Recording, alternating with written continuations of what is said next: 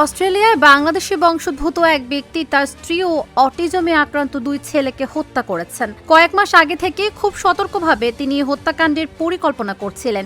দেশটিতে ঘটে যাওয়া একই ধরনের আরেকটি হত্যাকাণ্ড থেকে অনুপ্রাণিত হয়ে তিনি এই ঘটনা ঘটিয়েছেন বলে ধারণা করছে পুলিশ।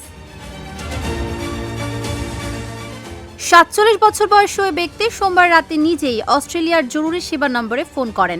আদালতের নথি অনুযায়ী তিনি অপারেটরকে বলেন তিনি তার সন্তান আর স্ত্রীকে ছুরি দিয়ে হত্যা করেছেন। পরে সিডনির ক্যাম্পবেল টাউনে ওই ব্যক্তির বাড়িতে গিয়ে পুলিশ তার 46 বছর বয়সী স্ত্রী এবং 4 ও 12 বছর বয়সী 2 ছেলের লাশ উদ্ধার করে।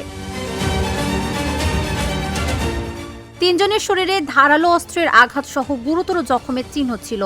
তদন্তকারী কর্মকর্তারা বলছেন এটি অস্ট্রেলিয়ার সাম্প্রতিক সময়ের সবচেয়ে ভয়াবহ পারিবারিক সহিংসতাগুলোর একটি। ওই ব্যক্তিকে গ্রেফতার করে পারিবারিক সহিংসতার অভিযোগে 3টি হত্যা মামলা করা হয়েছে। আইনি কারণে তার নাম প্রকাশ করা হয়নি। ধারণা করা হচ্ছে ওই ব্যক্তি বাড়িতে থেকে 2 সন্তানের দেখাশোনা করতেন। 2 শিশুরই মানসিক বিকাশজনিত সমস্যা ছিল। তার স্ত্রী চাকরি করতেন। প্রায় 1 দশক আগে পরিবারটি বাংলাদেশ থেকে অস্ট্রেলিয়ায় পাড়ি জমায়। তাবাসসুম সেজুথি, ঢাকা জার্নাল।